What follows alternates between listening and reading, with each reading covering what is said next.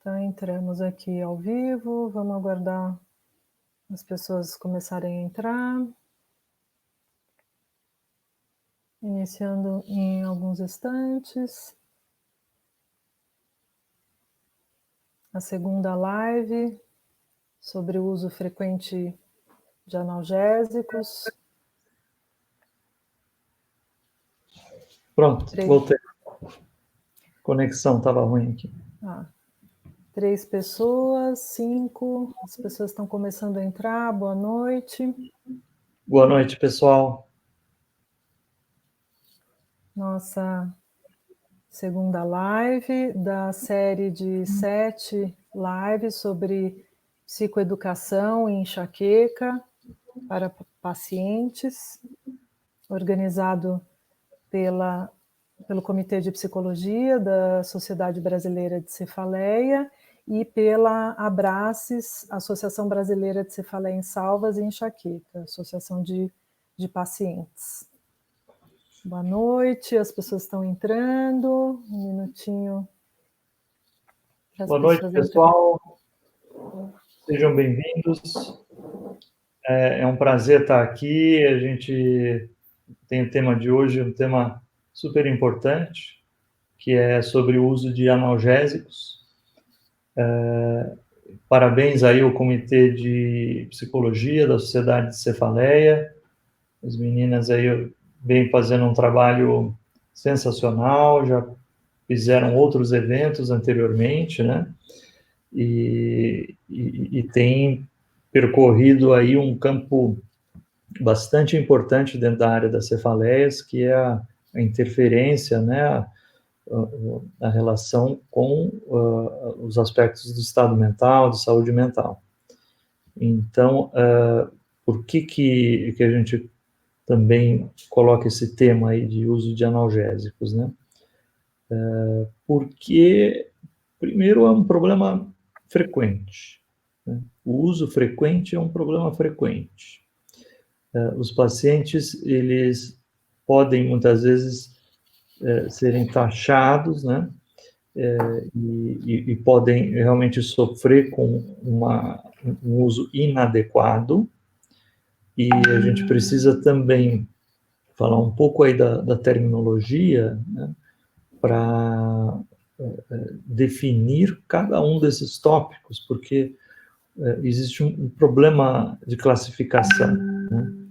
Existe uma situação que é de tangenciar o abuso do analgésico, né?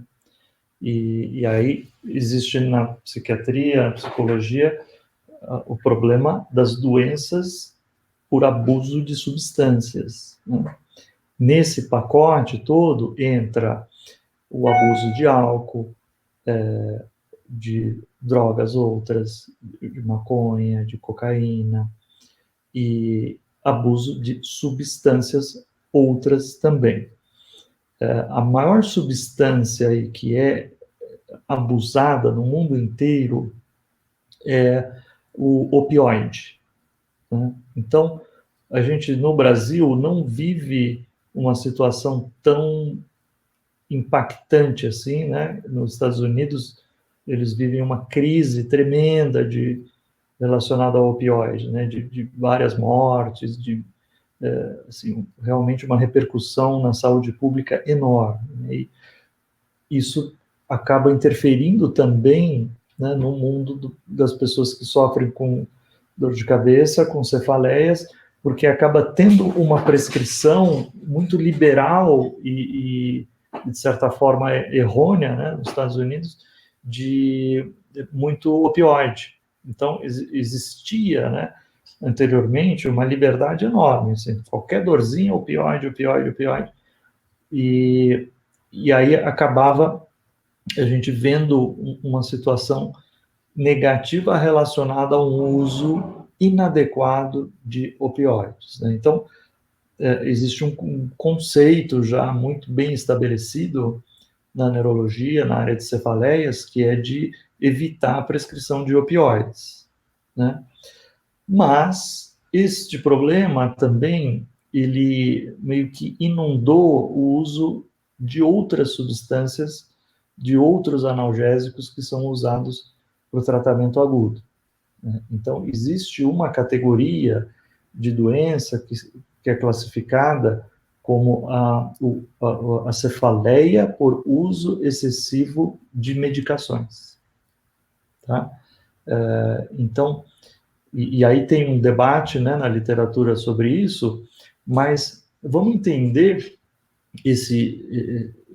ampliar um pouco o entendimento, né, desse uso excessivo e vamos tentar classificar e ver aonde está esse problema do uso excessivo, do uso abusivo ou do uso simplesmente frequente, né? Então a gente tem que separar o uso frequente, né, em 5 categorias, tá? O uso frequente de analgésico, então, né, hoje na classificação de cefaleias, o termo utilizado é uso excessivo de medicação, cefaleia por uso excessivo de medicação aguda, medicação analgésica. Muito bem. Analgésicos comuns, mais do que 15 dias do mês, e remédios combinados, triptanos, você tem o uso é um pouco menor, são 10 dias de uso por mês. A partir disso, você já categoriza como uma cefaleia por uso excessivo de medicação. Mas o que a gente vai expor aqui para vocês é entender esse uso frequente, né? Então, vamos considerar que, na média aí, vamos pegar no Brasil mesmo, vamos pôr um corte assim, que 3% da população do Brasil tem a dor diária, tem a dor todo dia, tá? Que tem uma cefaleia primária, tipo enxaqueca ou cefaleia tensional, e a frequência é diária, tá? Esse é o número, 3%. Então, nós estamos falando de 6 milhões de pessoas. Tá certo? É a minha matemática? É isso mesmo? São 200, hoje 211 milhões, né? Então, é 6 ponto qualquer coisa. 0,3 milhões. Então, essas pessoas estão usando analgésicos todos os dias, né? Mas elas estão usando também para uma finalidade, né? Estão usando para aliviar a sua dor. É diferente de um uso recreativo, de um uso não prescrito ou inadequado, né? Mas as categorias que a gente tem que separar primeira possibilidade, o indivíduo tem dor todo dia e está procurando algum alívio com algum analgésico todo dia. Ok, né?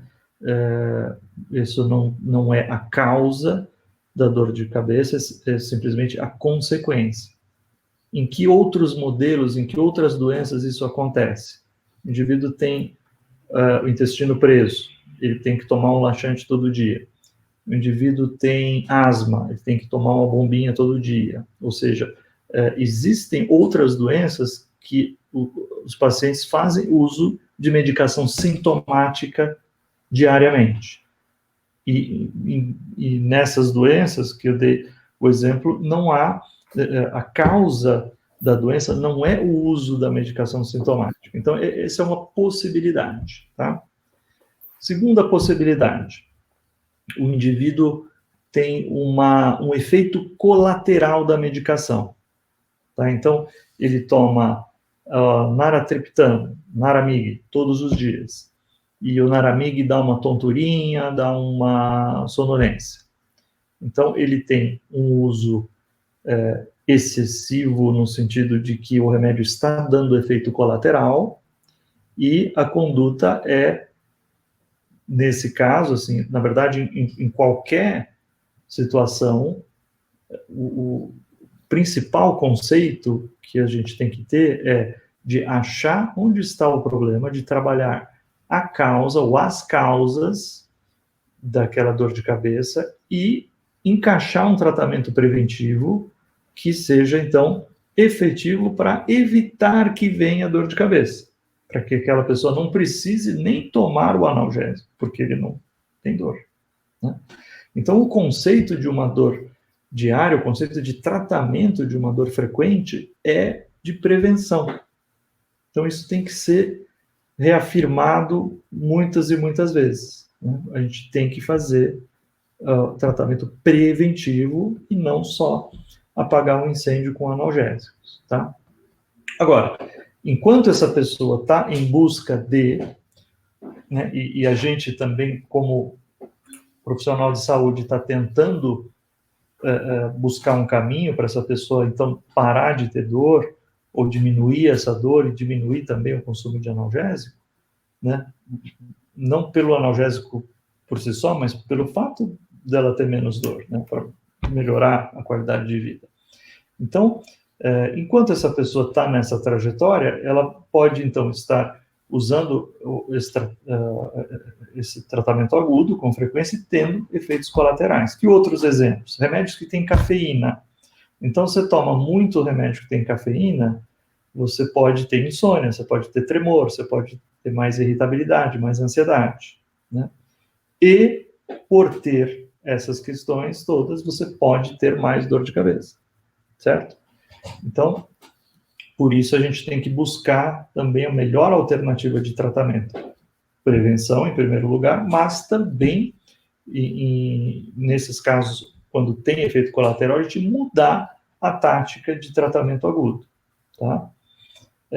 Outros exemplos, anti-inflamatório. O indivíduo usa anti-inflamatório, tem uma gastrite, ou desenvolve uma úlcera, ou uma esofagite, ou desenvolve algum problema renal, ou hipertensão, ou alguma lesão hepática. Quer dizer, o uso contínuo está gerando um efeito colateral. Então, número 2, efeito colateral. Número 3, que na minha vivência, né, e no meu diagnóstico dos pacientes, é o que é mais frequente, que é usar com frequência ou excessivamente, porque tem alguma outra coisa que está levando aquela dor a acontecer diariamente, que está agravando a dor e que está também impulsionando aquele paciente a tomar mais analgésicos do que ele precisaria, talvez, né? E aí que vem a psicoeducação também, porque esses fatores principais têm a ver com o medo de ter dor, né? E a gente, há anos atrás, deu um nome para isso, que é a cefalgiofobia, é o medo de ter dor de cabeça. Então, às vezes, a dor nem está tão forte, mas a pessoa já vai lá e já toma 2. Fala, não quero nem saber, já vou despachar ela agora, né? Agora, aí a gente vem e reclama com o paciente que ele tomou muito analgésico, mas também a gente falou em algum momento que era para ele tratar a dor logo no começo. E aí vem um paradoxo mesmo, né? Quer dizer, se você tem dor todo dia e você for fazer o tratamento de intervenção precoce, que é pegar a dor logo no começo, você vai tomar mais analgésico do que o normal, entendeu?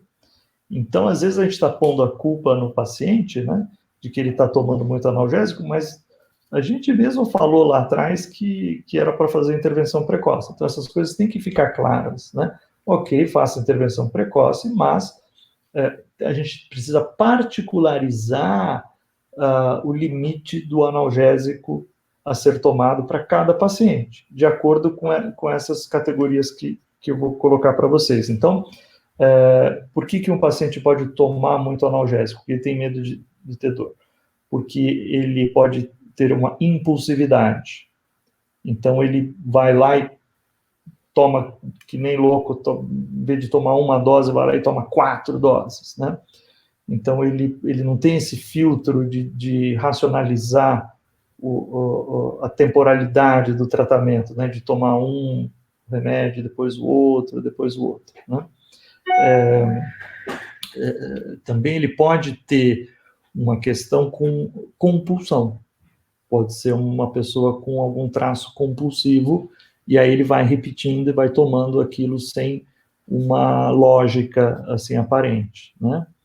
E aí esses fatores também são fatores que agravam e que costumam gerar mais dor de cabeça, que costumam cronificar as dores de cabeça, né? Então, se você tem dor de cabeça e tem um grau alto de ansiedade, as chances são de que as suas enxaquecas sejam mais frequentes mesmo, entendeu? Por isso que ansiedade, antecipação, preocupação é tão importante no tratamento da enxaqueca, porque essas coisas andam juntas, né? O sistema de dor é um sistema de defesa, como é o da ansiedade. Tem a ver com a gente antecipar coisas, né, para se proteger. Então, o disparo da dor, ele tem um intuito de proteção, né? Ele tem um intuito também de evitação, né? Quer dizer, você tem que sair daquela cena, né? Então, a enxaqueca, você tem incômodo com a luz, incômodo com o barulho, incômodo com cheiros, né? Então, você meio que tem que voltar para a caverna, né? Você tem que ir para um lugar protegido, né? Então, tem teorias assim evolutivas de que a enxaqueca tem esse papel, entre aspas, né? De proteger, de tirar. Então, se o indivíduo está num ambiente muito quente ou muito iluminado, ele pode sofrer com aquilo. Então, vamos disparar um sistema para que ele se recolha, né? Então, essa é uma teoria aí chamada evolutiva, né, para enxaqueca.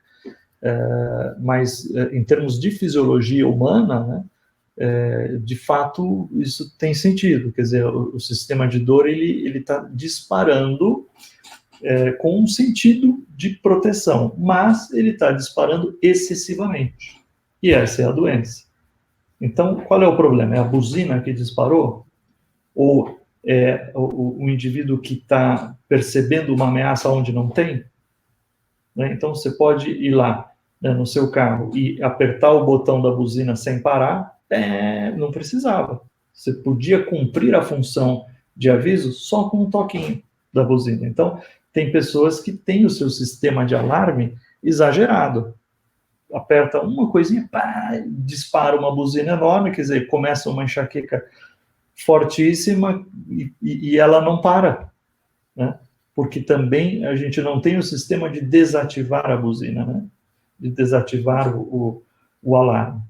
Então, são duas coisas, é perceber também ameaça onde não tem, que aí vem também a questão psicológica, né, e do traço e do perfil que o paciente pode trazer de antecipação, de preocupação, de medo, né, e de uma outra questão que a gente costuma também abordar com o paciente, que é a catastrofização, né, a pessoa que tem um tropismo, tem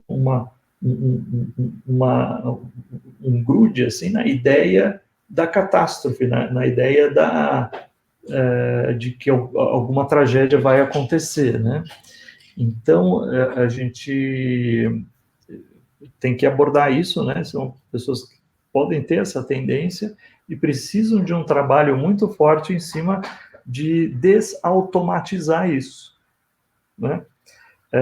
A nossa vida, ela só existe porque a gente tem sistemas também automáticos, que são sistemas que economizam a nossa energia. Então, imagina que você vai andar e você vai pensar, eu vou levantar agora o pé direito, depois vou levantar o esquerdo, agora eu vou relaxar.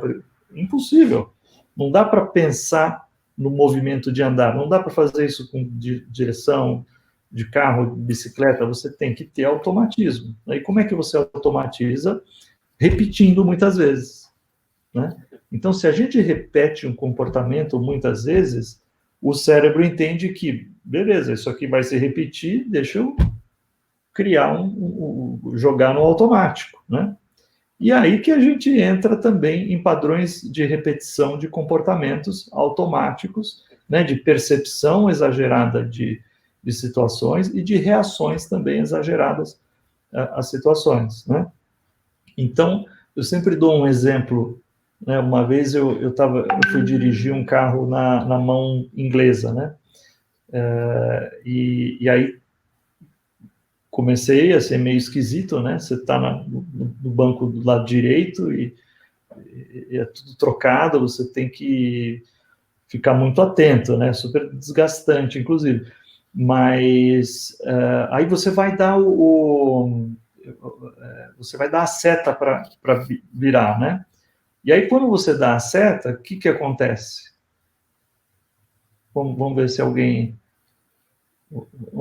acerta. Quando você dá a seta, no lado trocado, você liga o para-brisa, né? Então você dá a seta, liga o para-brisa e fala, tá certo, é trocado. Aí você entende e aí você percebe, não, tá ok. Então, na próxima, beleza, eu vou dar a seta, eu vou usar o direito e não o esquerdo, como você está automatizado a fazer, né? Aí você vai lá e vai precisar de novo, aí você vai dar a seta, o que você faz?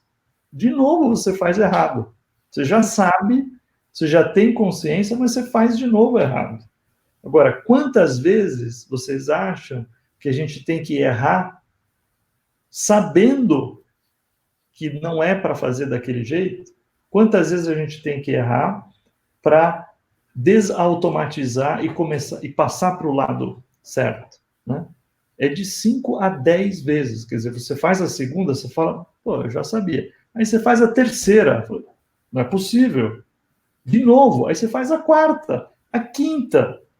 Quer dizer, aquele movimento está muito estruturado na sua cabeça, entendeu? Então, ou você tem uma vigilância enorme e fica pensando, não, agora não vou fazer, não vou fazer, não vou fazer, ou você vai errar umas 5, 10 vezes, ou mais até, dependendo do seu nível de atenção. Então, isso acontece com os comportamentos, né? Então, você está desde criancinha tendo medo, ou tendo um padrão de irritação, ou de desesperança, ou alguma coisa que você incrustou ali no seu automatismo, é muito difícil de você mudar. Mas precisa treinar, e por isso que é tão importante o trabalho da psicologia, porque muitas dos quadros são agravados por questões como essa. E o analgésico entra nesse pacote também, né?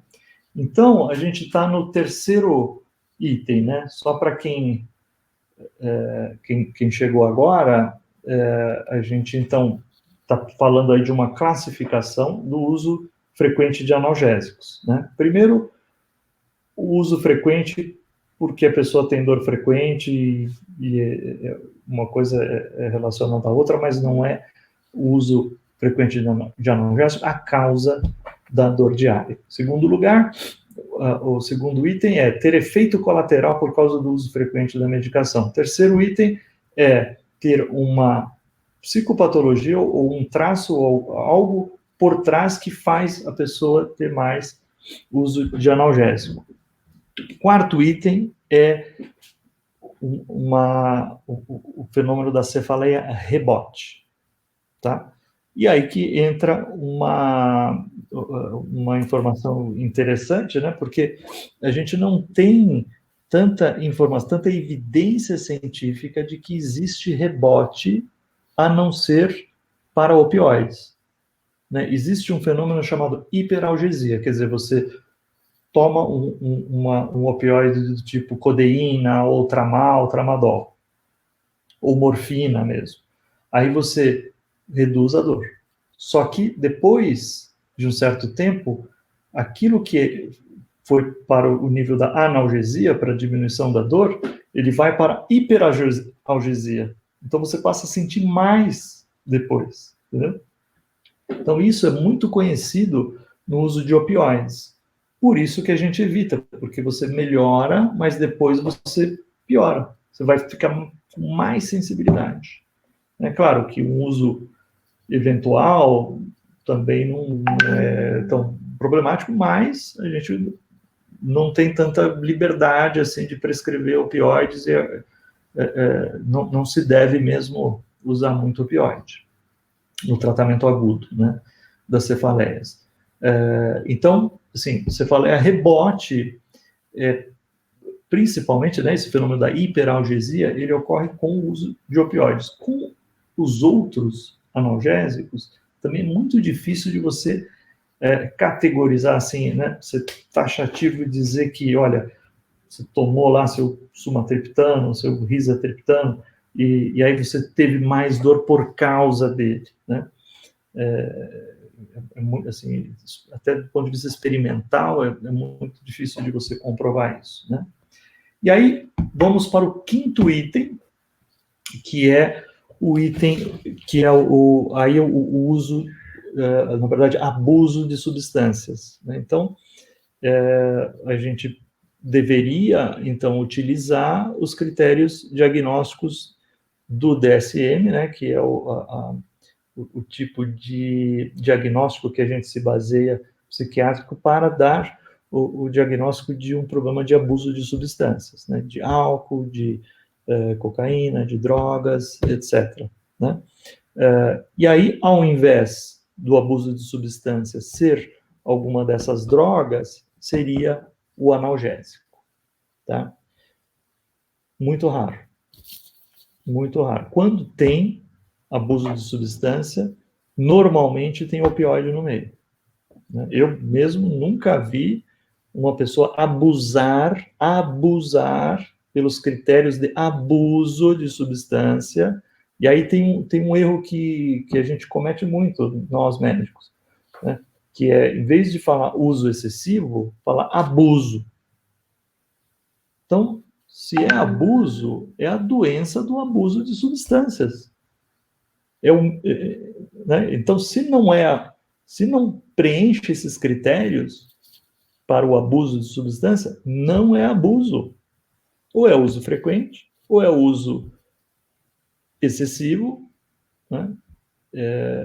A gente tem que usar com muita cautela essa palavra abuso, né?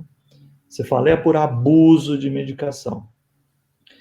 Até porque existem elementos que geram esse abuso, né? Então, tem lá 11 critérios dos quais você precisa ter para um transtorno leve, você tem que ter 3. Né? Para um moderado, você tem que ter 6. Para um grave, você tem que ter 9. Então, só que esse último item, né, esse quinto item, ele existe, né, no paciente que tem problema com álcool. Então, a pessoa tem enxaqueca e também tem um problema com álcool. Tem enxaqueca e também tem um problema com droga. Tem enxaqueca e também tem um problema com o uso de opioides. Né? E aí, ele pode, eventualmente, usar, né, de maneira abusiva o medicamento analgésico, né? Com opioide é muito claro isso, né? Existe até uma categoria específica de diagnóstico é só para opioide, né? Só relembrando aí, Tilex, Tramal, Tramadol, codeína, morfina, né? O que é o Dimorf, esses medicamentos todos aí que geram claramente, né, sabidamente, geram um comportamento não só de uso, mas de abuso. Né? Então, são esses 5 itens, né, que a gente tem que dissecar e diagnosticar nas pessoas, né, porque o que é o mais comum? Tá? Primeiro, na população geral, tá, no Brasil, menos que 5% das pessoas que precisam de tratamento preventivo fazem. Então, hoje, as cefaleias são tratadas na farmácia. São tratadas pelas propagandas de analgésico. Então, assim, a gente está aqui nessa live, né, e essa campanha, né, de esclarecimento, mas dá para competir com o intervalo da novela, que vai lá e fala sobre N marcas, né? Tem uma que fala assim, a especialista em enxaqueca, gente, né? Como se fosse o tratamento ideal, o tratamento ideal da enxaqueca é aquela substância, né? Quer dizer, além de tudo, de uma irresponsabilidade enorme, né? E a nossa sociedade também não tem vamos dizer, a vigilância necessária para combater esse tipo de situação, né? Então, a gente tem iniciativas, né? A Sociedade de Cefaleia, por exemplo, tem um comitê de vigilância. Já tivemos casos no passado de sucesso de assim, proibir uma propaganda completamente inadequada, né? Uma que dizia que a dor de cabeça era por causa do fígado, né? Então tinha lá um bonequinho que era do fígado e que dava uma martelada no cérebro. E aí dizia lá, tome esse remédio para o fígado para não ter... Quer dizer, isso aí realmente foi... E aí nós levamos para o CONAR, né? Que é o conselho que regulamenta as propagandas e a campanha foi retirada mesmo. Mas até ser retirada, milhares de pessoas assistiram, milhares de pessoas tomaram esse negócio inutilmente, milhares de pessoas foram procurar gastros e hepatologistas à toa, fizeram exames desnecessários. Quer dizer, quem pagou essa conta? Ninguém, entendeu? A campanha foi só retirada, ótimo. Acho que foi um avanço, na primeira vez que se teve notícia de que a sociedade se mobilizou para retirar uma campanha de analgésico do ar. Sensacional. Mas, assim, teve aqui um problema de saúde pública que ficou, porque passou batido, né? Então, assim, eu acho que a gente tem que ter essa vigilância também, e a Abraças está aí para isso também, né? A proposta é de lutar pelos direitos do paciente, e essas propagandas, algumas realmente ferem demais o conceito de tratamento preventivo, né? A gente tem aí, se só 5% das pessoas fazem o tratamento preventivo, gente, é só analgésico, né? O grosso da população só usa, né, para aliviar suas dores de cabeça o analgésico, não fazem o tratamento preventivo. Então, a gente tem um caminho a percorrer aqui enorme, né? Então, eu acho que a gente está, ano a ano, tendo mais e mais resultados, né? As campanhas têm sido cada vez melhores, e a gente também espera muito que tenhamos resultados também na população geral, né, e também a aderência de outras entidades aí para lutar contra a cefalese e melhorar também o acesso dos pacientes, melhorar, em última análise, a qualidade de vida das pessoas, né? Temos perguntas, não? Temos. Tem vários comentários. Primeiro, dar boas-vindas a todos os participantes, aos Ana Paula, Carla, Maria de Fátima, Leide, Carla, Jéssica, bem-vindo, doutor Deusvenir, doutora Patrícia, doutor Speciale, doutor Pedro Moreira, doutora Evelyn, bem-vindos, obrigado pela participação. Quem mais? Bom, algumas perguntas, né? Primeiro, uma pergunta que surgiu ontem sobre cefaleia em salvas. Ontem, na live com o Dr. Helder, surgiu uma pergunta sobre cefaleia em salvas, sobre se existe o uso excessivo de oxigênio, e se isso pode trazer algum prejuízo no caso de cefaleia em salvas.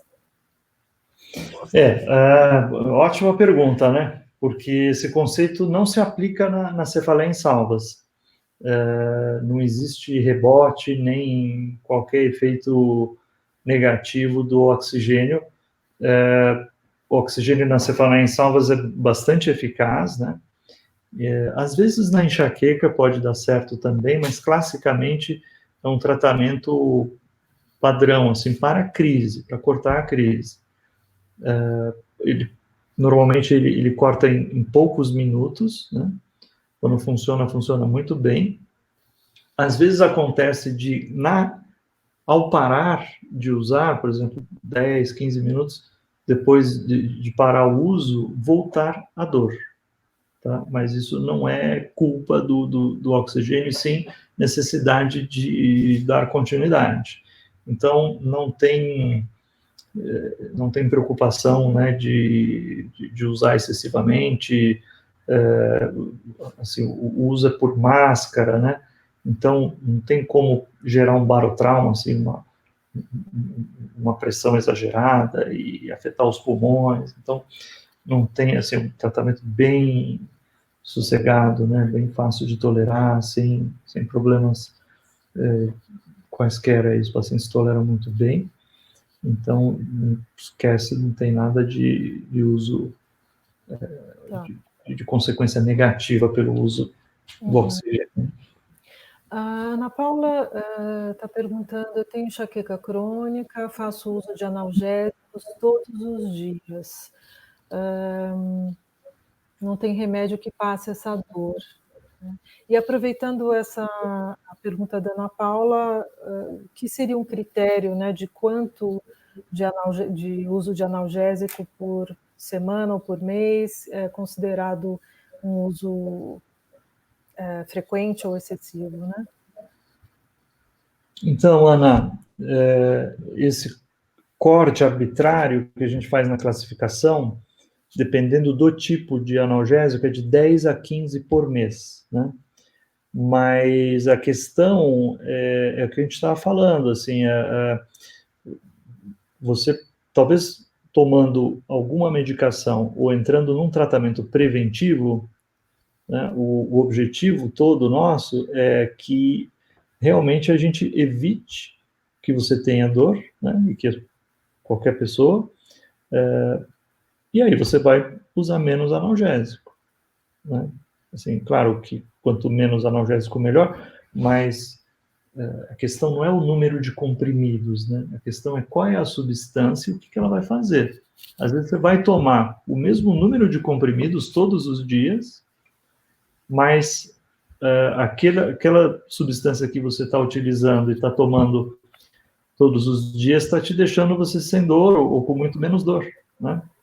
Então, o conceito é de tratar preventivamente, né? E para tratar preventivamente, a gente tem que saber o que está por trás, o que é o seu diagnóstico. É uma enxaqueca, uma cefaleia tensional, o que está por trás em termos de causas. Tem sono ruim, tem alergia, tem ansiedade, tem irritabilidade, tem depressão, tem alguma outra coisa junto, tem fatores que desencadeiam, tem fatores hormonais, tem postura, tem cervical, tem ATM, quer dizer, o universo de possibilidades, de causas é muito grande, e aí precisa ter uma avaliação para entender direitinho assim o que é, né, para poder, mesmo que não se identifique uma causa ou duas ou um conjunto de causas, a gente tem uma série de medidas, né, que são assim,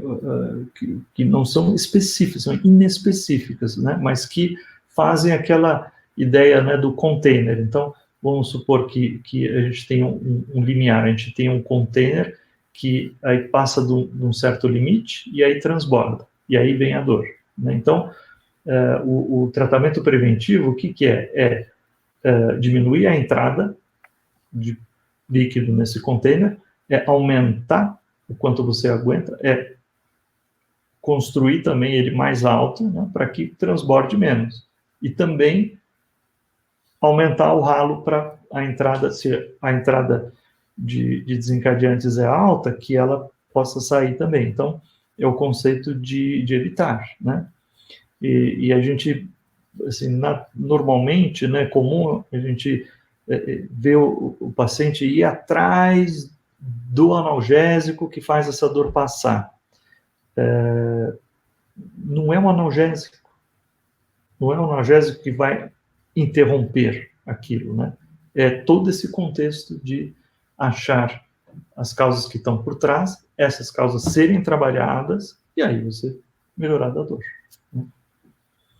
E a importância nesse tratamento preventivo, a importância de considerar o estilo de vida também, né, dentro dessa sobrecarga, né, como é que está a qualidade do sono da pessoa, como é que está o nível de estresse, alimentação, atividade física, né, então a pessoa...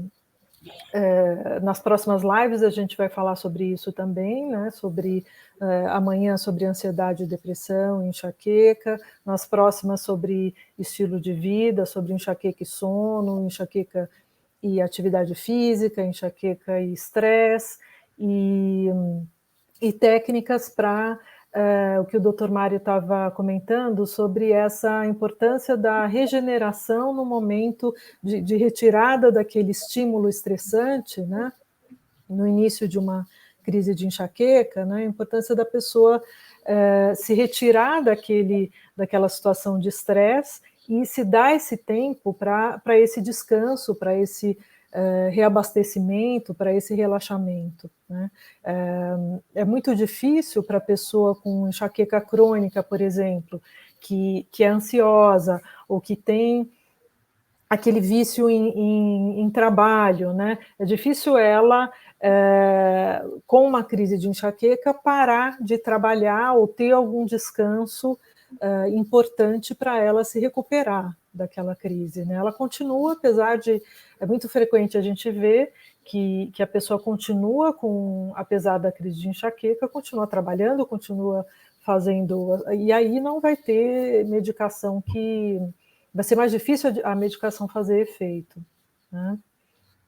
O Speciale está levantando uma questão aqui muito importante, né? Que a gente ressaltou. A percepção da população, o conhecimento da população sobre o malefício do uso excessivo de analgésicos, né?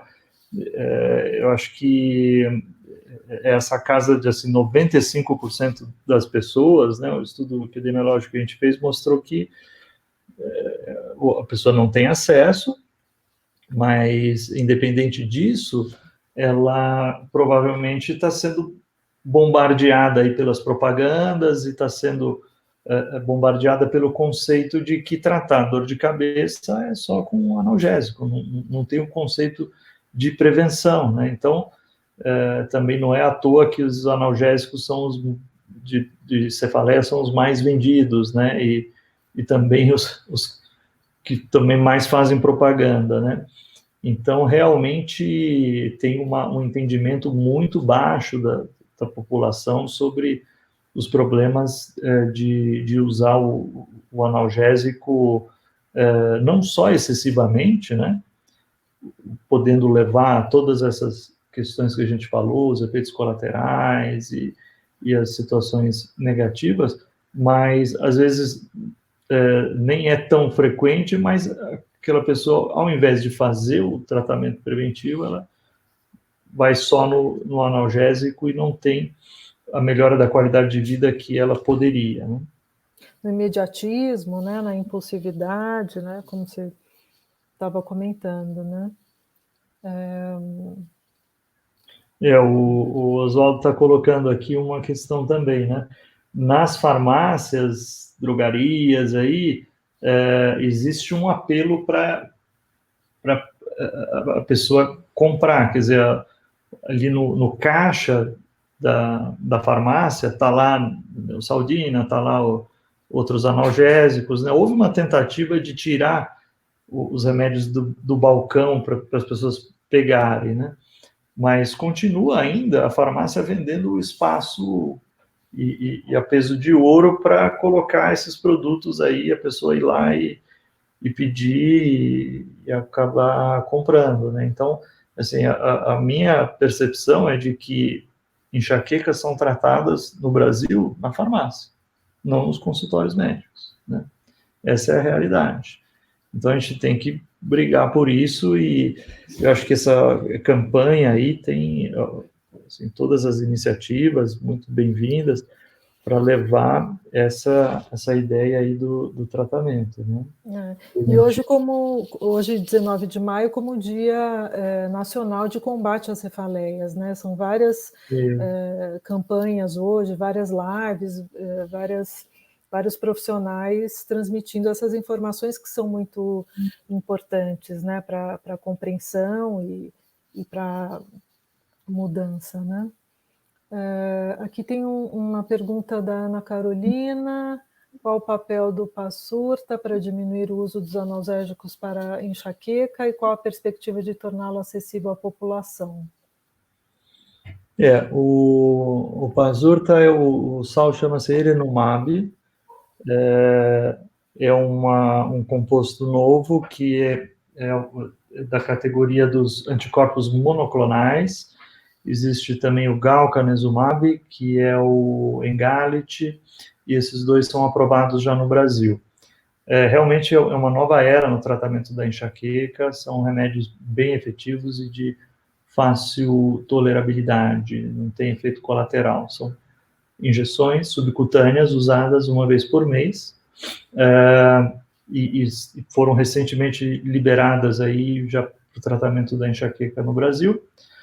A perspectiva de tornar as medicações acessíveis, né? Essa também é uma outra luta.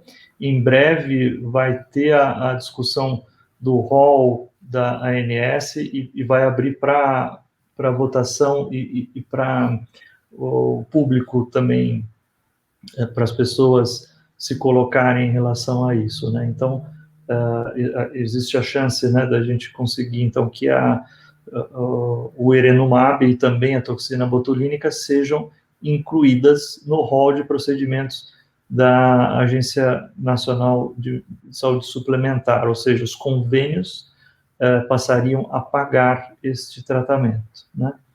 A Nathalie está perguntando aqui sobre o tratamento sobre nortriptilina, e aí um dia só que esqueceu, as dores voltaram, né? E então, assim, é uma das opções, né, de tratamento preventivo. Existem várias outras, né, Nathalie? Não desiste, continua. Se houve algum problema com a nortriptilina ou realmente, assim, precisa ter uma assiduidade, né, e às vezes um diazinho realmente não é o mais comum, tá? Mas realmente precisa ter um uso bem assíduo, né, da medicação preventiva para poder funcionar no seu melhor. Mas a nortriptilina é só uma das muitas opções, tá? Não desista, continue procurando aí, porque inclusive tem essas opções novas, né? E várias outras aí que a gente pode, que normalmente os neurologistas, né, que cuidam das enxaquecas podem passar para você. Então, o tratamento, ele precisa de uma insistência, né? E a gente tem que ter, às vezes, essa ideia do conceito de prevenção, novamente, né? De que tem que ficar alguns meses utilizando a medicação para o sistema se estabilizar, né? Não é aquela medicação que você vai tomar uma e, bumba, acabou, né? Assim, não é um bicho que a gente vai matar, não é um antibiótico que a gente vai tomar que vai resolver todo o problema. Toma aí uma semana desse antibiótico, pronto, matou lá o germe e acabou com a infecção. A enxaqueca não é uma infecção, né? A enxaqueca é uma doença que tem fatores que são recorrentes, então ela precisa ganhar uma estabilidade, precisa que a gente insista no tratamento, né? E existem também remédios baratos, existem remédios bem econômicos que o SUS dá, né? Então, assim, dá para também lutar contra a enxaqueca sem recursos, né, financeiros. A luta nossa aqui é de melhorar o acesso e dar o melhor do nível de diagnóstico. Então, a gente tem um número de pessoas que sofrem e não sabem o que tem. Isso precisa diminuir. Das pessoas que sofrem, daí começam a saber o que tem. Elas precisam começar a tratar para ter efetividade, né? Mas aí você pode ter o tratamento que não está também funcionando. Aí ela precisa de um ajuste e ela precisa chegar, então, no ideal, que é, ela tem a doença, a enxaqueca, por exemplo, ela sabe o que é, ela sabe que tem, ela está em tratamento e está dando resultado. Então, esse é o sonho, né? Quer dizer, e conseguir que as taxas de pessoas que têm possam diminuir por ações diversas aí, populacionais, mas aqueles que têm também que recebam os tratamentos e que se encaixem e que consigam viver uma qualidade de vida melhor, né? E essas informações são muito importantes para a compreensão e para, inclusive, aliviar a ansiedade de tantas pessoas que sofrem com enxaqueca crônica, né? Eu vejo essa informação de que a medicação tem um prazo, né? Às vezes por meses, né? Tem algumas perguntas sobre quanto tempo, né? É importante entender isso, porque eu vejo muito as pessoas com enxaqueca crônica, por exemplo, abandonando um tratamento e tendo um tipo de percepção como, tá vendo, nenhum tratamento funciona para mim, nada dá certo, né? Ela, em um mês, abandona um tratamento, né? E fica sentindo mais ansiosa ou mais deprimida, né? Deixando de insistir naquela prescrição médica, né? Naquela orientação do médico, né? Então, entendendo isso que você está dizendo, né, esse tipo de informação é muito útil para aliviar essa ansiedade, essa expectativa que, é claro, que a pessoa tem, ela quer sofrer menos, né? Ela quer ter esse alívio, né? A Emeline Guzmão aqui está perguntando sobre os efeitos colaterais do uso prolongado de triptanos. Tem 4 triptanos no Brasil, né? Naratriptano, que é o Naramig, Zometriptano, Zomig, Sumatriptano, que é o Sumax, e o Risatriptano, que é Maxalt. Não é para sair tomando, tá, gente? Só para saber que tem 4. Mas a pergunta sobre uso prolongado, né? Boa pergunta, viu? Mais uma mais fácil, Emelina. Mas é o seguinte, a gente tem que limitar, assim, conceitualmente, se você está tendo que tomar triptano todo dia, é porque o seu tratamento não está legal, seu tratamento preventivo. Então, a ideia é que a gente vá insistindo até achar um caminho para você reduzir a sua frequência e não só porque tomar triptanos diariamente tem problemas, sim, né?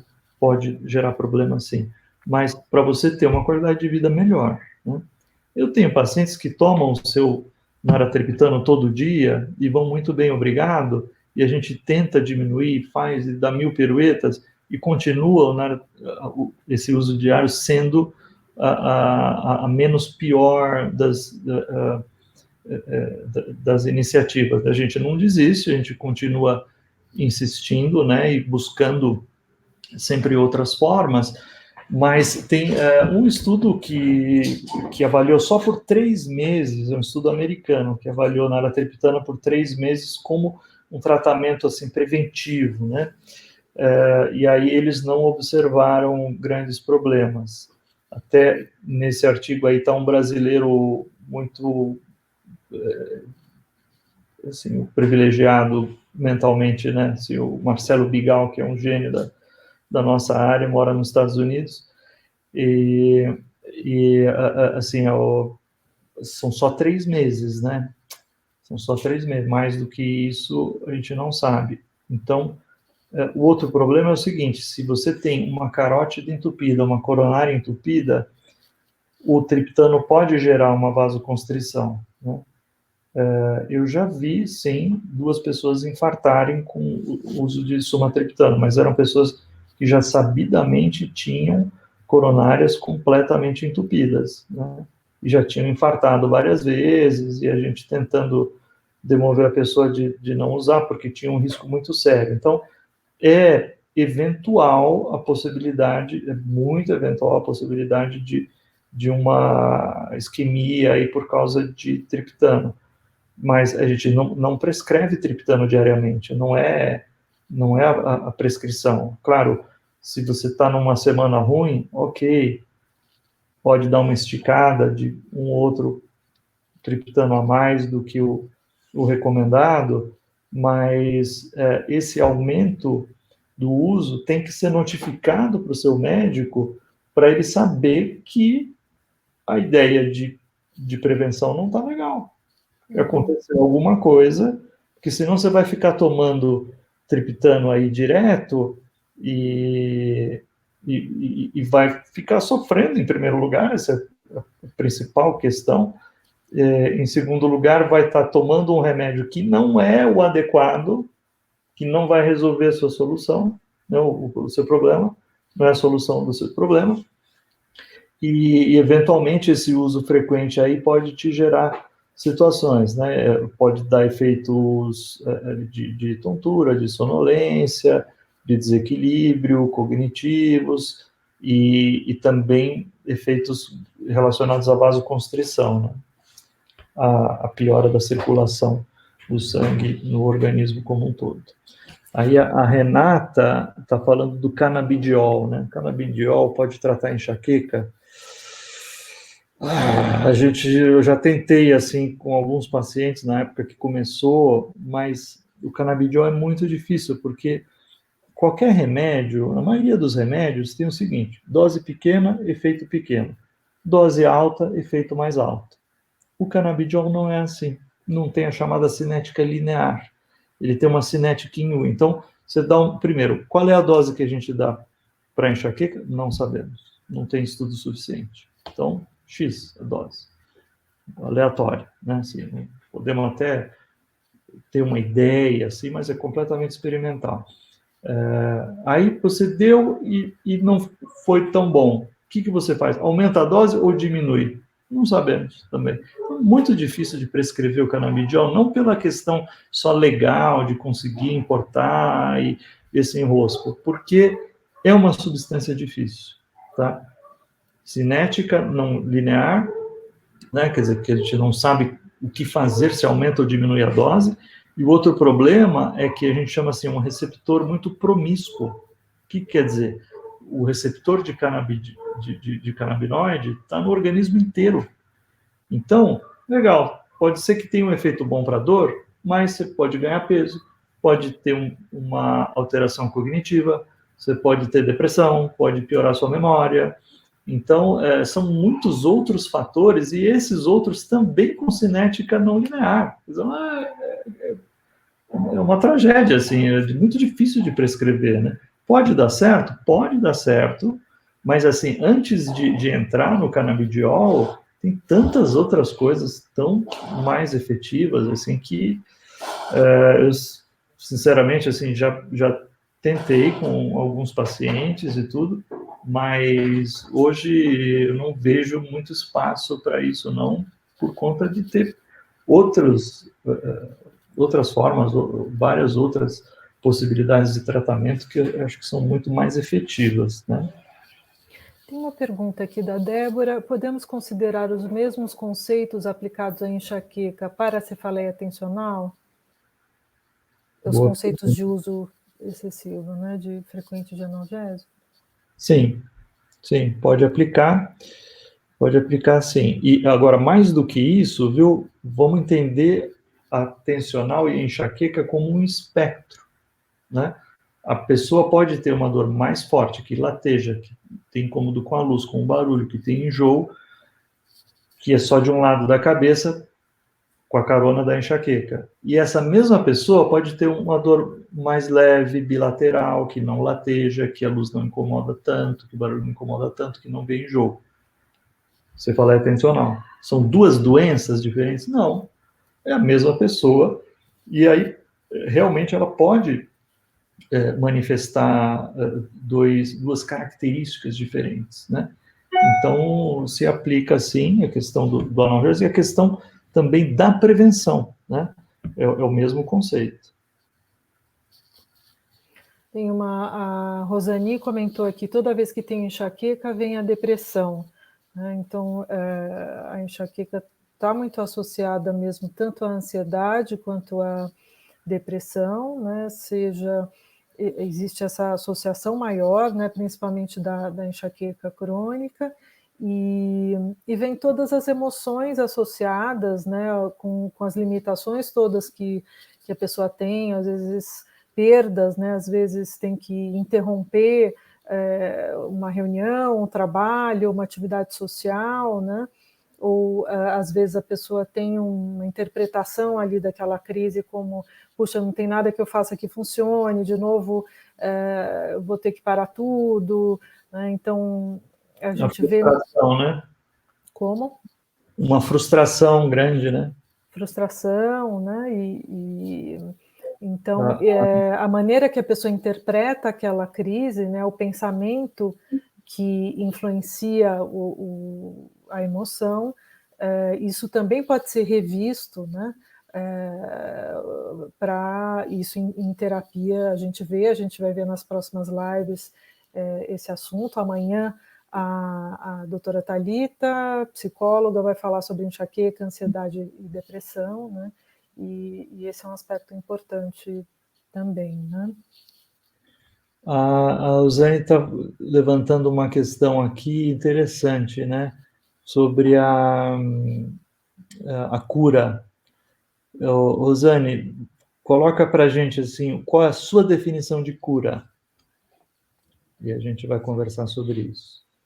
A gente fez uma pesquisa, espero que seja publicada esse ano, sobre o que o que os pacientes acham que é cura da enxaqueca. Uhum. E aí o interessante é que a gente fala línguas diferentes. As definições dos pacientes são diferentes do que nós médicos dizemos o que é, porque a gente usa às vezes modelos diferentes, né? Então, vamos ver o exemplo da Rosane aí, se ela estiver por aí ainda, a gente vê qual que é a definição dela, né, pessoal, sobre cura, e como a gente conversar sobre isso, né?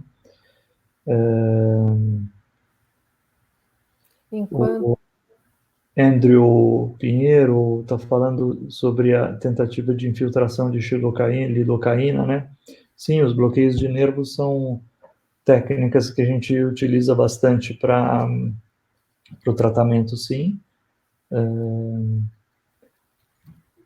a Então, Rosane, né? a Regina fala sobre pouco estudo para enxaqueca, né? Assim, sim e não, Regina. Tem muitos pesquisadores trabalhando nessa área, em todos os países, tem gente muito capacitada, né? Tem um centro na Dinamarca que tem mais de 50 pessoas dedicadas, tempo integral, são um prédio só para o estudo de enxaqueca, em Copenhague. E assim vários locais, né? A Itália tem bastante pesquisa, Estados Unidos é o que mais tem pesquisa, o Brasil também produz bastante coisa, tem vários centros de pesquisa também, mas você tem razão no sentido que o investimento, assim, tem muito mais investimento em pesquisa para esclerose múltipla, para outras doenças neurológicas, inclusive, do que para as cefaleias. Essa é uma briga no mundo inteiro, né? Que assim, uma luta para conseguir recursos de pesquisa e algumas doenças até muito menos prevalentes e com muito menos impacto. É difícil de você dizer qual é a doença que merece mais, né? Teoricamente, todo mundo mereceria e a gente lutar igualmente pela cura de todas as doenças, mas, de fato, as cefaleias recebem menos recursos, sim, para pesquisa do que comparativamente outras doenças, né? E ela fala também, a Regina fala sobre o preconceito, né, o estigma da enxaqueca, que ainda é pouco compreendida mesmo, né? A gente está sempre investindo nessa questão da informação para diminuir esse preconceito, diminuir esse estigma, né, e para as pessoas compreenderem melhor e acolherem até os ambientes de trabalho, né, as empresas acolherem de uma forma diferente as pessoas que sofrem com enxaqueca. O Oswaldo, né, o Oswaldo Couto, grande neurologista, né, o São Paulino aí, dos melhores, né, Oswaldo? Está falando aqui sobre as aulas de cefaleia na graduação médica. Realmente, os médicos têm pouquíssimas horas sobre esse assunto. Se é que tem 1 ou 2 horas de ensino sobre cefaleia, então as pessoas se formam médicas sem saber cuidar, né? Então, essa é a realidade que a gente vive, e não é no Brasil só. O mundo inteiro tem um déficit de ensino e uma carência, né? O professor Speciale coloca aqui para nunca desistir de procurar um cefaliatra, né, que é um médico neurologista especialista que estuda o assunto das cefaleias, né, vale a pena ficar sem ela, quer dizer, realmente, assim, o leque de ferramentas do médico que trata isso aí, o neurologista que trabalha nessa área, é um leque maior, né, de opções e de soluções. O Andrew está falando do conceito dele de cura, né? Se minha noiva diminuir as crises para 1 por mês, já ficaria satisfeita e se consideraria curada. Exatamente. É o que a gente fala, assim, ter uma crise por mês é possível? Totalmente possível. Totalmente possível. O que a gente fala que não existe cura, né? Não existe a cura se a gente admitir que a enxaqueca é uma doença que tem um bicho lá, um micróbio que te vai dar um antibiótico e vai acabar o problema, né? Ela não é esse modelo. Então, assim, o que a gente viu na nossa pesquisa é exatamente o que o Andrew está falando, né? As pessoas se dizem ou se considerariam curadas, muitas vezes com uma redução de 50%, né? Qual é o modelo que os médicos usam para cura? Nunca mais ter aquele sintoma ou aquela doença na vida, tá? E os pacientes também perguntam para a gente, e eu pergunto de volta, né? Então, o que é cura? Eu quero ficar sem dor. Joia. Com ou sem remédio? Pode ser com remédio. Aí, ou a pessoa pode falar assim, não, sem remédio.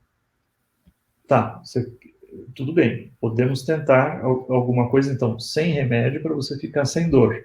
Mas com alguma mudança na sua vida, no seu estilo de vida, ou sem nenhuma mudança? Então, se a pessoa responde sem nenhuma mudança, desculpa, assim, vamos fazer um curso de mágica, né?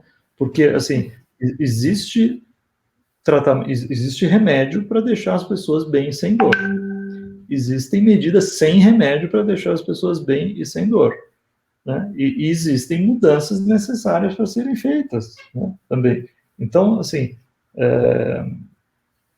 é isso que a gente tem. Eu acho que é muito bom, já dá para melhorar, assim, muito dos quadros, né? Mas realmente, se o conceito for diferente, né? Se a ideia for diferente daquela que a gente da linha de pensamento que a gente está tendo, pode haver realmente um resultado diferente, né? Tem algumas perguntas aqui sobre enxaqueca e estresse, que vai ser a live da semana que vem, na quarta-feira que vem. A Damares pergunta sobre métodos não medicamentosos comprovados. A gente também vai falar sobre isso, né? Sobre Essa série de 7 lives é sobre psicoeducação e uma parte, 4 das lives vão ser dadas por psicólogos e vai ser sobre esses aspectos psicológicos, ansiedade, depressão, a relação entre enxaqueca e sono, a atividade física, a relação entre enxaqueca e estresse, e as técnicas de controle da dor, como respiração, relaxamento, meditação e mindfulness. Outra também aqui, faço meditação, respiração, isso a gente vai falar na quinta-feira, na live da quinta-feira que vem, sobre essas práticas, né, que ajudam, né, no momento da crise e de forma preventiva também. Então, a gente fez a pergunta lá para a Rosane, né, Rosane, sobre o seu conceito de cura, ficar livre definitivamente desta dor horrível, anula minha vida por um período, sem dúvida, né? A gente empatiza aí com o seu sofrimento e também tem que te colocar, né, Rosane, que a gente tem que lutar, que nem o professor especial colocou aí, nós temos que buscar todas as formas aí para conseguir melhorar o quadro das pessoas, né? Agora, eu te pergunto, fica livre definitivamente, joia, com remédio ou sem remédio? Daí você me responde. Ou os dois, né? Revendo esse estilo de vida, acho que a mensagem de otimismo, né? Que muita coisa pode ser feita, muito alívio pode acontecer, né? Muita coisa pode melhorar, né? Acho que a mensagem do doutor Speciale de insistir mesmo na busca de tratamento, né? Em procurando um cefaliatra, procurando tanto o tratamento medicamentoso quanto o não medicamentoso. Né? Essa associação é interessante, né? Importante, né? Aí a pergunta aqui da Regiane sobre quando diminuir os remédios para ver se as dores vão voltar ou não. Aí depende muito, Regiane, do estado que você está, assim, né? Do que você, eu digo assim, a pessoa, né? Mas, assim, a ideia de um tratamento preventivo é que a gente inicie e que a gente vá ajustando ele para chegar no seu ideal. Qual é o ideal? É aquele quadro, assim, de mínimo de dor, pode até zerar a dor, ou ter uma dor que não te cause nenhuma disfunção, né? E que você diga assim para a gente, do jeito que tá bom, estou bem, joia. Chegamos até aí. Quanto tempo demora para chegar nisso? Às vezes demora, às vezes é na primeira, às vezes a gente briga, mas a gente nunca vai desistir, né? Sempre vai ter alguma coisa para a gente buscar, para a gente pensar assim para reverter esse problema, né? Aí, depois que você atingiu ou ficou bem, quanto tempo você continua bem? Você tem que continuar bem. No mínimo 3 meses. Tá? Se o seu quadro foi mais grave, foi mais difícil de chegar, mais tempo, 6 meses, 1 ano. Né? A gente usa alguns modelos, por exemplo, na epilepsia, a gente usa o critério de remissão a partir de 2, 3 anos de tratamento, né? Alguns médicos entendem dessa maneira também, deixar 2, 3 anos, né? Eu vou mais assim, na média, vamos dizer que na média, eu estou entre 6 meses a 12 meses, de acordo, assim, variando de paciente para paciente, né? Mas o que acontece também é que nas consultas de acompanhamento, Regiane, ocorre o seguinte cenário, assim, beleza, você está bem há quanto tempo? Ah, muito tempo, 1 ano, que bom. E vamos fazer o que então? Vamos tentar diminuir ou vamos manter o tratamento, né? Vamos tentar diminuir. Por quê? Para que diminuir o tratamento? Qual é a chance de você voltar a ter dor, né? baseado em o que você vai enfrentar na vida daqui para frente. Eu vou entrar num novo emprego, eu vou fazer um curso à noite, eu vou casar, eu vou mudar de vida. Não é a hora para a gente testar, né? Eu acho que toda retirada de medicação tem que estar numa fase boa da vida. Se você está numa fase turbulenta, é pedir para voltar a ter dor, né? Por mais tempo que você tenha usado. O momento é muito importante de saber qual é o momento. Então, a gente tenta assim, planejar o que está por vir na sua vida, né? Ou vamos supor que você está no limite, assim, que nem a pessoa colocou lá, né?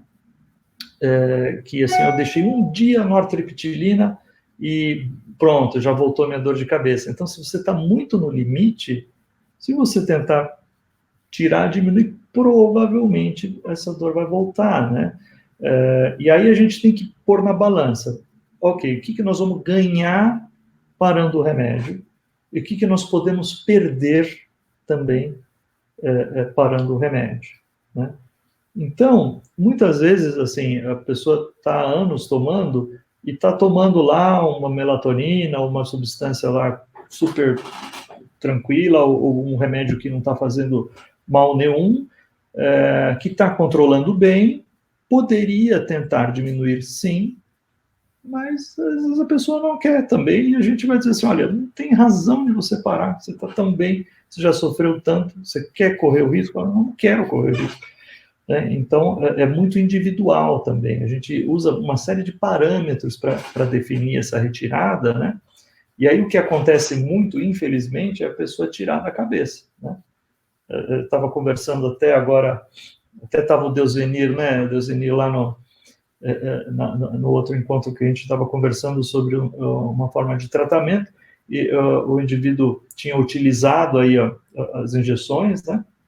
Do monoclonal, tinha melhorado bastante, e aí da cabeça tirou os remédios preventivos, e aí piorou, né? Ou seja, aí depois voltou a tomar e melhorou. Quer dizer, o tratamento preventivo que estava vindo anteriormente não estava sensacional, estava melhorando alguma coisinha, aí quando entrou a injeção do monoclonal, zerou, ficou super bem, mas ao tirar o remédio que estava vindo de base, ele deu uma piorada muito grande, entendeu? Então, a gente usa esse conceito também de implementar, né, de multimodalidade, de politerapia, né, às vezes no paciente que precisa, baseado também nas necessidades individuais, né? E esse momento de retirada da medicação também, né, a pessoa observar esses fatores de estresse, né, a importância da psicoterapia também, né, de aprender formas de lidar com estresse, o tipo de percepção que ela tem das situações estressantes, né, isso também combinado à medicação, né, alivia, né? É fundamental, né?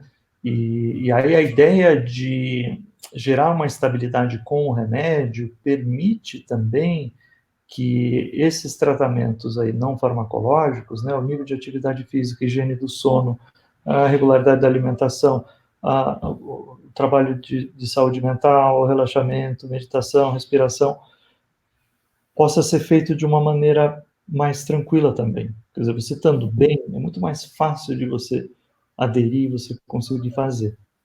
Em algumas situações, a pessoa também fica naquela assim, agora que eu estou bem, eu vou chutar o balde, né? Agora que eu estou bem, eu não vou fazer exercício, e aí acaba a gente vendo o quanto que essa pessoa está pagando o preço, né? Também por não fazer uma outra medida, né? E aí, como a gente colocou assim no começo, a questão da automatização, né? De você repetir uma coisa várias e várias vezes, né? Um pensamento, uma emoção, e ter aquele disparo automático. Às vezes também isso tem origem genética, né? E aí a gente precisa fazer um trabalho na pessoa, né? Tanto assim, de todas as formas necessárias, né? Mas a estruturação de um trabalho, de um bom trabalho de saúde mental, na área de psicologia é fundamental para uma boa resposta, para ser um bom aliado no tratamento. E para a pessoa sair desse piloto automático, né, com técnicas específicas, né? A terapia cognitivo-comportamental, por exemplo, oferece algumas ferramentas interessantes para a pessoa criar outros automatismos mais saudáveis, né? Sim. Aí, voltando à conversa com a Rosane aqui, ela falou que der resultado, com ou sem remédio. Então, assim, Rosane, a gente consegue, né, existem vários e vários tratamentos para você atingir a remissão, para você ficar sem dor, e aí você continuar sem dor, né? Então, assim, a medicina tem como te ajudar aí, sem dúvida. A Regina pergunta sobre a melatonina. Eu sou suspeito porque acho que 25 anos ou mais assim que eu estudo esse assunto, e a gente fez estudos e mostrou que a melatonina é efetiva no tratamento da enxaqueca, tratamento preventivo, né? Então, eu vejo a melatonina com muito bons olhos, assim, com uma efetividade muito boa, com assim, uma fácil tolerabilidade, né? Apesar de você poder aliás, aqui não dá para comprar, o médico precisa mandar formular a melatonina aqui no Brasil. Mas muita gente viaja, traz, toma, e toma também de qualquer jeito, né? Não estou dizendo que está fazendo isso, mas o uso da melatonina precisa ter uma regularidade, né? Então, e precisa ter um ajuste de dose. 1 miligrama? 3, 5, 10, 15, 20, 30. Precisa ajustar a dose, né? Eu, por exemplo, se eu tomar 3 miligramas, eu durmo o dia inteiro, né? E aí tem pessoas que tomam 15 miligramas e não acontece nada. Então, varia muito de pessoa para pessoa. Então, agora, o efeito na dor é independente do efeito do sono, tá? E também o que não pode fazer com a melatonina é você tomar assim, 2 da manhã, com insônia, vou tomar melatonina agora. Não, melatonina é o sinalizador do ritmo biológico e a gente precisa de uma regularidade do uso da melatonina. Então, é que nem você viveu um fuso horário. Então, você produziu lá uma melatonina normalmente começando às 10 da noite, batendo um pico às 3 da manhã, e aí você toma um remédio às 2, 3 da manhã para fazer um pico ali daqui 4, 5 horas, você vive como se tivesse voado 5 horas de fuso para trás ou para frente. E isso causa mais enxaqueca, né? Então, o uso da melatonina não é um comprimido para você ir lá e dormir e interromper aquele ciclo de insônia, né? Aquelas horas de insônia. É um uso mais regular, diário, com uma visão, um aspecto preventivo.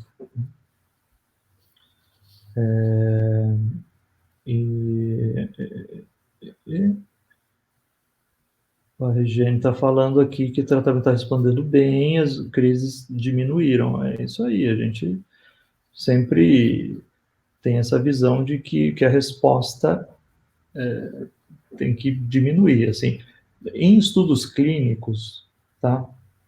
Só assim, você dá um remédio sem escolher. Então, você está lá participando de um estudo clínico, você tem 2 remédios. Ou é o placebo, que não é nada, que, aliás, às vezes funciona também, né? Porque tem toda a situação de você, enfim, do contato com o médico, do ambiente, e da expectativa e tudo, e você tem a substância. Aí, assim, na média dos tratamentos, existe uma redução de 50% em 50% das pessoas. Tá? Se você pegar aleatoriamente um remédio, sem customizar, assim, sem individualizar o tratamento, a chance é mais ou menos 50-50, né? 50% de redução em 50% das pessoas. Tem pessoas que vão zerar, e vão zerar rapidamente, e tem outras pessoas que não vão responder nada. Então, o tratamento também não é simplesmente pegar a lista de preventivos ou de analgésicos e ir ticando, passou esse, tomou, pum, pum. Não é isso, na verdade, particularizar, assim, os números são muito melhores quando você individualiza, né? Quando você vê aquela pessoa que ela tem uma necessidade, que ela precisa, além de cuidar de um aspecto, precisa cuidar de outro, quer dizer, aí as chances são melhores. Mas mesmo que a pessoa não responda, a gente vai sempre insistir, buscar os caminhos e as iniciativas para ir caindo 50%, né? Uhum. Na média é assim. Agora, novidade na Cefaleia em Salvas, Adriana Costa. Sim, novidades. Existe agora aí, está aprovado, ainda não está disponível no mercado, o Galcanezumab, que é o Engalit, que é o último tratamento aprovado para cefaleia em salvas. Ele também está aprovado para enxaqueca. As dosagens são um pouquinho diferentes, tá? Já está disponível o Engalit para enxaqueca, a dose de ataque é 240, são 2 injeções de 120, e depois a sequência é uma injeção de 120 a cada mês. A dose estudada de cefaleia em salvas é de 300 miligramas. E as injeções que estão para vir são de 100 miligramas, ou seja, o tratamento seria 3 injeções de 100. Tá?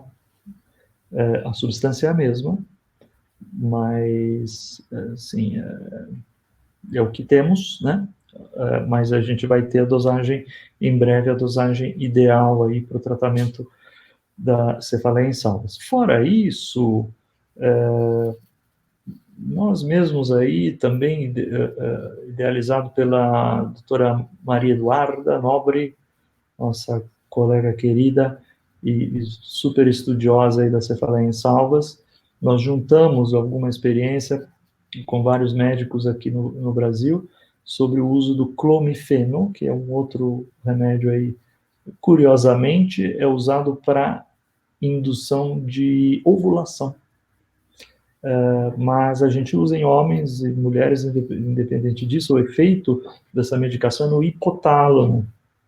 E é um remédio assim, relativamente tranquilo de usar, não dá tantos problemas, e é efetivo. É uma novidade, assim, já se tinha usado anteriormente, mas é algo que a gente tem pego, que tem tido uma experiência também, né? Eu tenho visto também alguns pacientes responder uma comunicação aí totalmente sem, sem nenhuma publicação científica, uma observação que eu tenho de pacientes que respondem à injeção de ketamina, injeção subcutânea de ketamina, encefaleia em salvas. Assim, me dá a impressão de ser muito promissor como um tratamento agudo, assim, como se fosse no lugar do Sumax, daí, ou do oxigênio, né? Sumatriptano, o do oxigênio, mas ainda precisa ser estudado, saber a dose. Então, é uma novidade, assim, de observação que totalmente em primeira mão, assim, uma comunicação que eu faço aí para os colegas aí, nunca escrevi sobre isso, mas espero que em breve a gente tenha estudos e possa fazer estudos clínicos também para mostrar qual é o caminho dessa substância chamada ketamina, que é muito interessante, assim, ela como antidepressivo é impressionantemente poderosa, né? Existem maneiras de infundir, existe a infusão endovenosa, né, o remédio na veia, existe também a forma subcutânea, e já tem aprovado nos Estados Unidos a ketamina spray nasal, ação antidepressiva, e também tem uma ação antidor bastante poderosa. A gente acaba fazendo em pacientes muito refratários essas infusões de ketamina, e também quando tem a enxaqueca junto com depressão. E as respostas são muito boas, muito boas.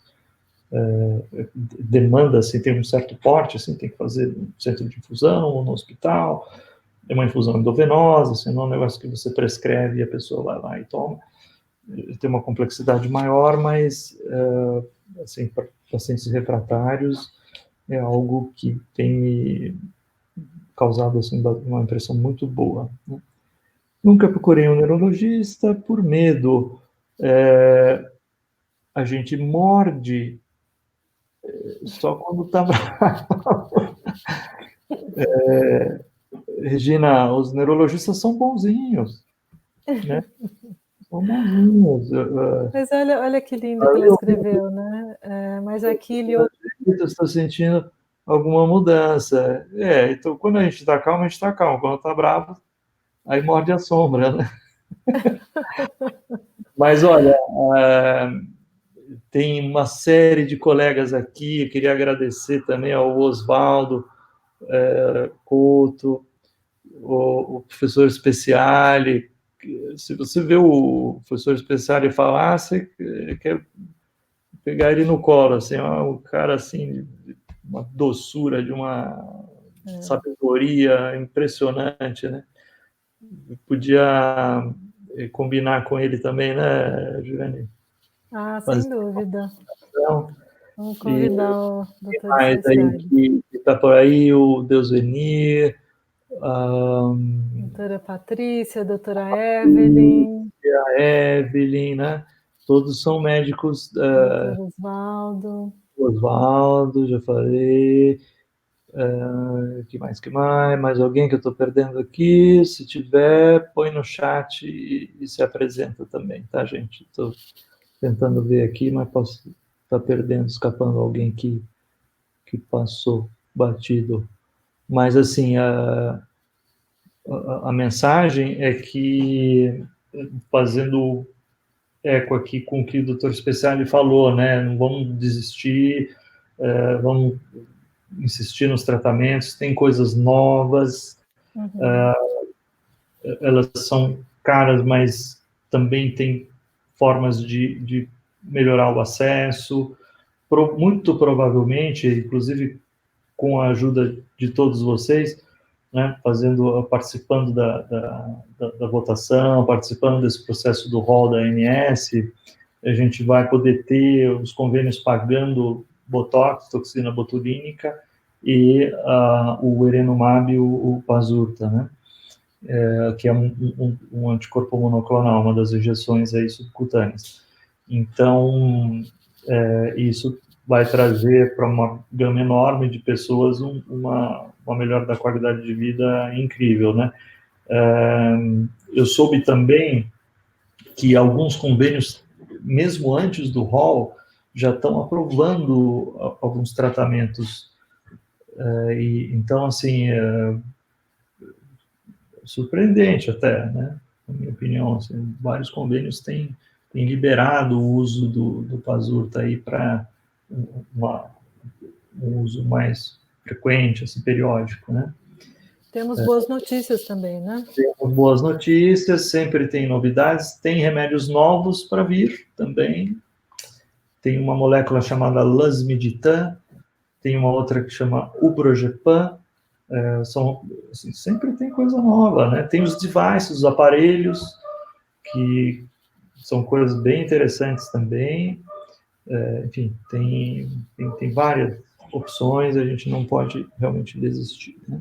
Muitos recursos, né?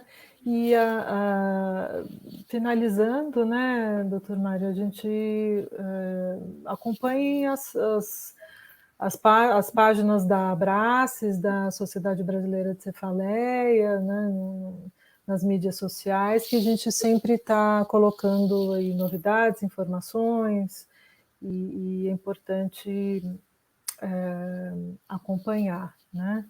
Ângela, que bom você aqui, Andréia Nunes, psicólogas, e queria convidar vocês então para as próximas lives, amanhã sobre enxaqueca, ansiedade, depressão, na quinta-feira sobre enxaqueca e sono, na segunda-feira que vem enxaqueca e atividade física, depois enxaqueca e estresse, e técnicas de respiração, de relaxamento, de meditação e mindfulness.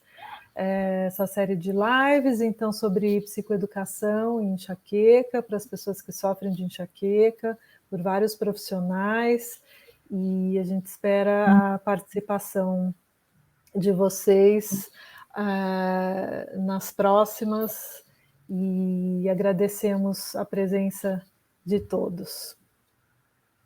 Finalizamos Legal. assim. Bom, a gente vai conseguir deixar isso no YouTube, não vai? Gravado, né? Por enquanto no Facebook da Sociedade Brasileira de Cefaleia, e em seguida no YouTube da Abraces, né? E vamos salvar nos outros canais também. Da sociedade também depois entra. Na sociedade também. Maravilha, gente. Boa noite. Obrigada, boa noite. Obrigado. Até amanhã. Até a próxima.